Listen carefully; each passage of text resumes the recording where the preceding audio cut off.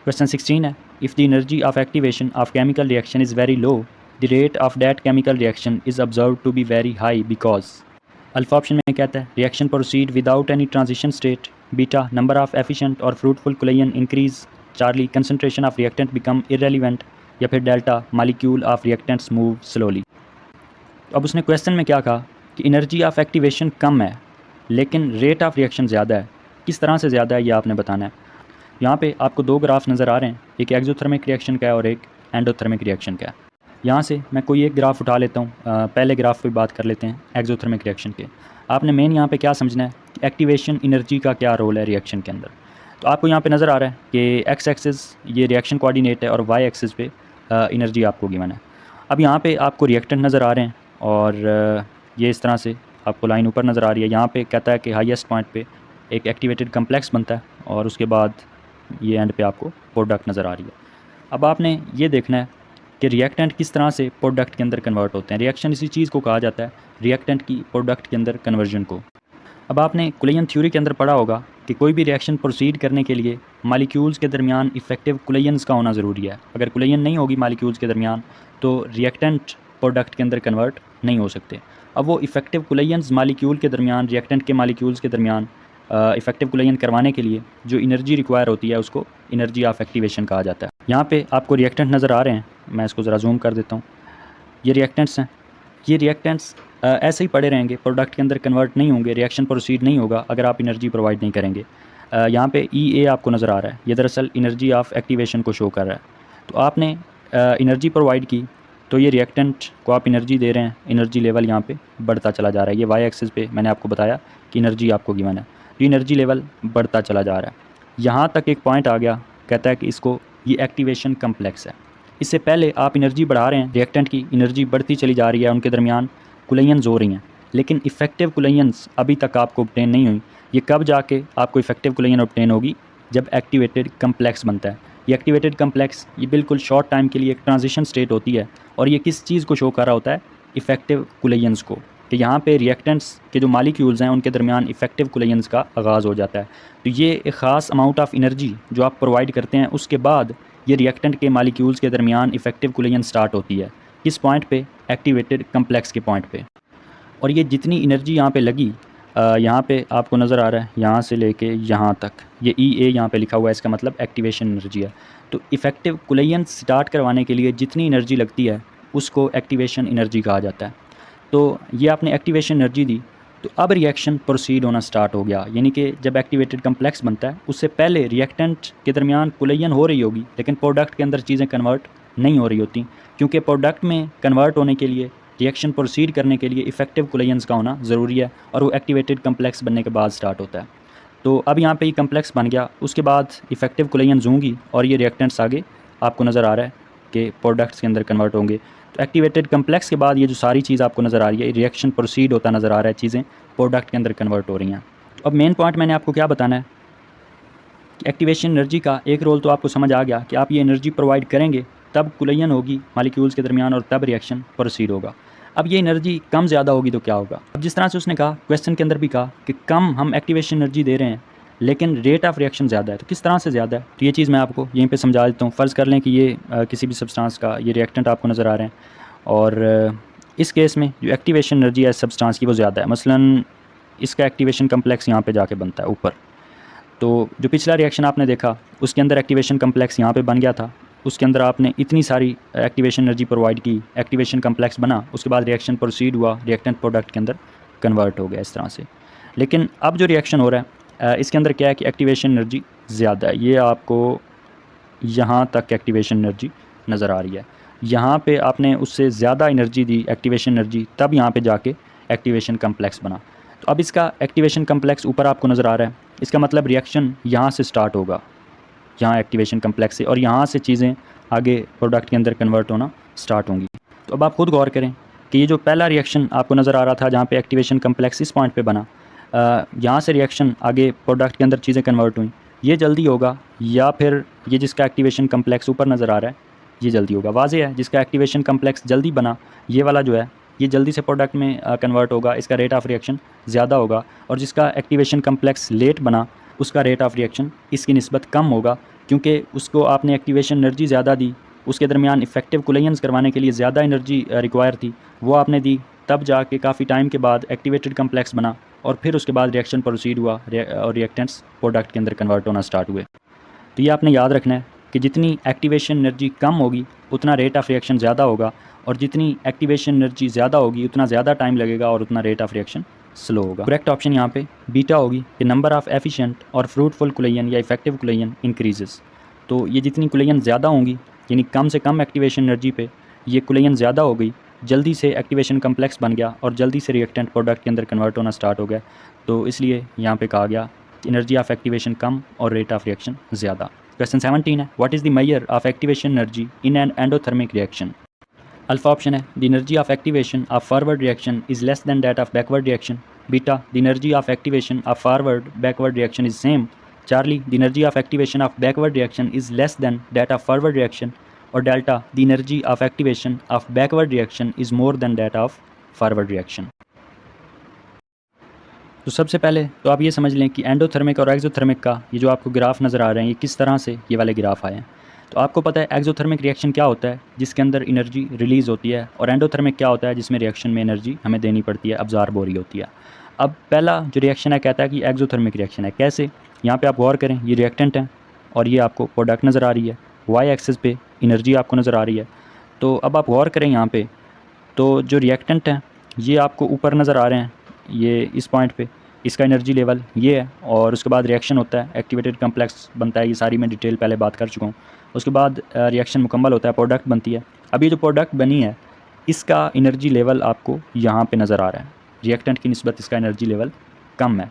तो अब ये जो एनर्जी गैप है, यानी रिएक्टेंट के अंदर जितनी एनर्जी थी वो सारी एनर्जी प्रोडक्ट के अंदर नहीं आई, प्रोडक्ट की एनर्जी रिएक्टेंट की एनर्जी से कम है, तो ये दरमियान वाली एनर्जी कहाँ गई? तो ये दरअसल रिएक्शन के अंदर रिलीज़ हो जाती है।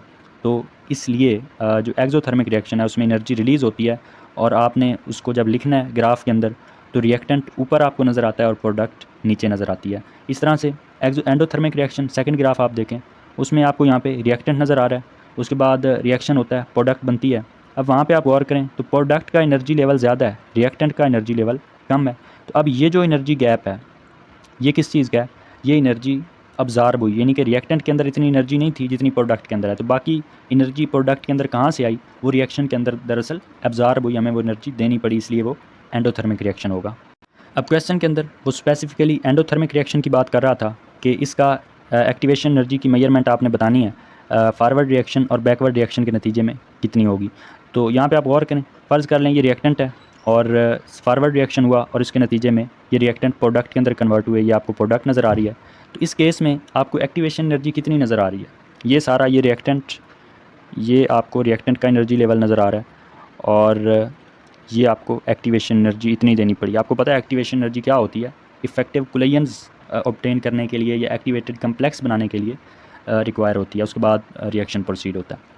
तो यहाँ पे अब रिएक्टेंट से लेके एक्टिवेशन कम्प्लेक्स तक ये जो एनर्जी है, ये एक्टिवेशन एनर्जी यहाँ पे आपको नज़र आ रही है, ये फॉरवर्ड रिएक्शन है। बैकवर्ड रिएक्शन की बात करें तो उसमें आप यहाँ पे प्रोडक्ट को एज अ रिएक्टेंट यहाँ पे आप कंसीडर करें, क्योंकि बैकवर्ड रिएक्शन है तो अब ये रिएक्टेंट के तौर पे एक्ट करेगी और रिएक्शन बैक जाएगा।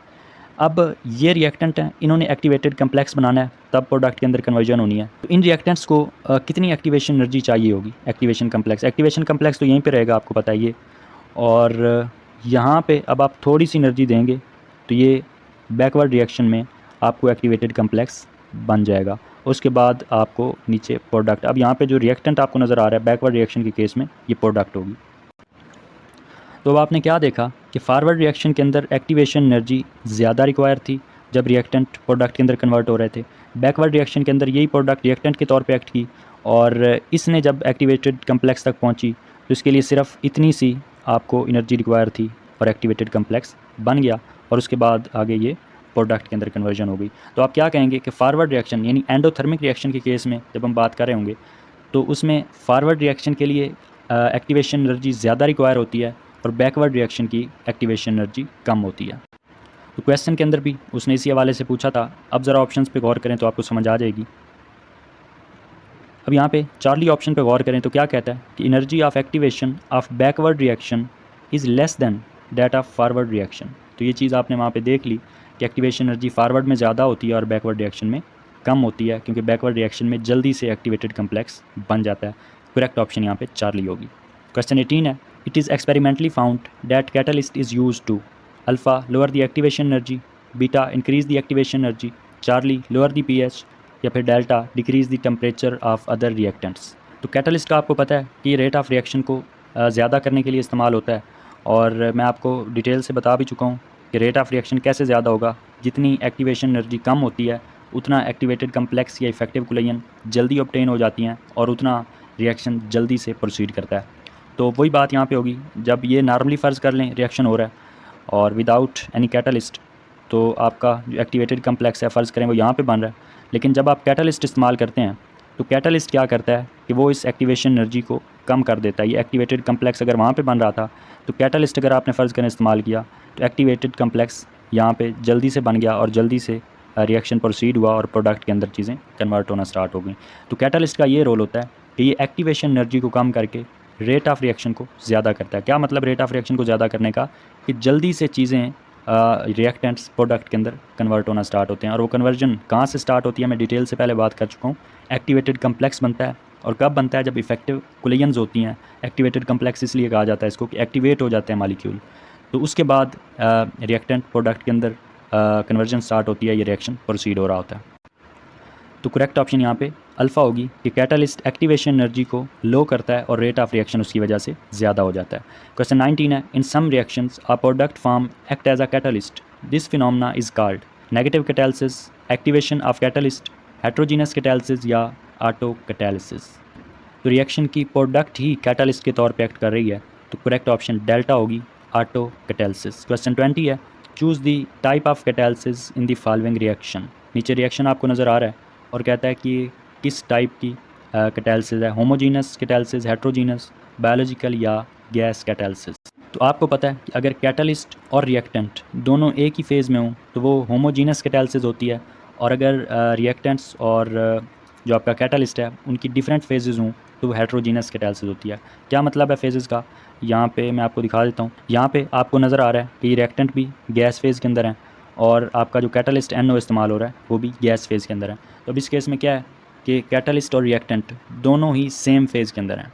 ठीक है, फेज़ से मुराद solid phase, liquid phase, gas phase. तो अगर एक ही फेज़ के अंदर हैं, अगर रिएक्टेंट सॉलिड फेज़ में है, कैटलिस्ट भी सॉलिड फेज़ में है, तो होमोजीनस है।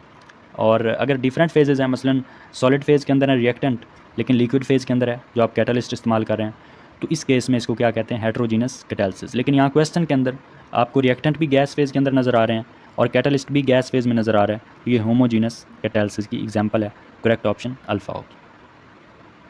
क्वेश्चन 21 है, which one of the following graph is representation for more rapid catalysed reaction. तो ग्राफ्स पे गौर करें, सबसे ज़्यादा मोर रैपिड कैटलाइज्ड रिएक्शन कौन सा होगा जिसमें जो हमने कैटलिस्ट इस्तेमाल किया उसने एक्टिवेशन एनर्जी को बहुत ज़्यादा कम कर दिया हो। क्योंकि जितनी ज़्यादा कम हो जाती है एक्टिवेशन एनर्जी उतना जल्दी आपको एक्टिवेशन कम्प्लेक्स मिल जाता है या इफेक्टिव कोलिजन उतनी जल्दी स्टार्ट हो जाती है और उतना जल्दी फिर रिएक्शन प्रोसीड हो जाता है या कैटलाइज होता है रिएक्शन। तो यहाँ पे चारों ग्राफ्स को आप देखें, अब इसमें उसने किस तरह से दिखाया हुआ है, हर ग्राफ पे गौर करें। तो ऊपर जो उसने ये दिखाया हुआ है ये अनकैटलाइज्ड रिएक्शन है, यानी ये जो अनकैटलाइज्ड की ये एक्टिवेशन कम्प्लेक्स यहाँ पे बन रहा है, ये हाईएस्ट पॉइंट है। और कैटलाइज्ड रिएक्शन का एक्टिवेशन कम्प्लेक्स ये नीचे जल्दी बन रहा है और इसकी एक्टिवेशन एनर्जी यहाँ पे आपको नज़र आ रही है। ये एक्टिवेशन एनर्जी कैटलाइज्ड की कम है और अनकैटलाइज्ड की एनर्जी एक्टिवेशन एनर्जी ज़्यादा है। तो जितनी एक्टिवेशन एनर्जी कम होगी उतना जल्दी रिएक्शन आगे प्रोसीड होगा। तो अब ये कैटलिस्ट के इस्तेमाल होने से ही एक्टिवेशन एनर्जी कम होती है। तो अब आप चारों ग्राफ्स पे गौर करें कि किस ग्राफ के अंदर कैटलिस्ट इस्तेमाल होने से एनर्जी एक्टिवेशन एनर्जी बहुत ज़्यादा कम हो रही है। यहाँ पे आपको अनकैटलाइज्ड और ये कैटलाइज्ड रिएक्शन नज़र आ रहा है और इसके अंदर एक्टिवेशन एनर्जी इतनी सी है और अनकैटलाइज्ड में इतनी सी है। चार्ली के अंदर देखें तो ये तकरीबन हाफ हाफ है, कैटलाइज्ड के अंदर हाफ एक्टिवेशन एनर्जी उससे डबल अनकैटलाइज्ड के अंदर, और डेल्टा के अंदर तो कैटलाइज्ड और अनकैटलाइज्ड का थोड़ा सा ही फ़र्क है। तो सबसे ज़्यादा अगर आप देखें तो एक्टिवेशन एनर्जी जो हमने कैटलिस्ट इस्तेमाल किया वो चार्ली के अंदर कर रहा है। चार्ली के अंदर कैटलिस्ट बहुत ज़्यादा एक्टिवेशन एनर्जी को कम कर देता है और बहुत जल्द ही हमें एक्टिवेशन कम्प्लेक्स मिलता है और वाज़े है फिर जल्दी से रिएक्शन आगे कंप्लीट होकर प्रोडक्ट के अंदर रिएक्टेंट कन्वर्ट हो जाएंगे। क्वेश्चन 22 है, role of catalyst in a chemical reaction is. Increase the rate of reaction, decrease yield of reaction, decrease rate of reaction या इंक्रीज यील्ड ऑफ प्रोडक्ट। तो ये आप डिटेल से देख सकते हैं कि कैटलिस्ट एक्टिवेशन एनर्जी को कम करके रेट ऑफ रिएक्शन को ज़्यादा करता है। क्वेश्चन 24 है, glucose is converted into ethanol by the enzyme present in the yeast, urease, invertase, zymase या sucrase. Correct option is charlie, जाइमेज।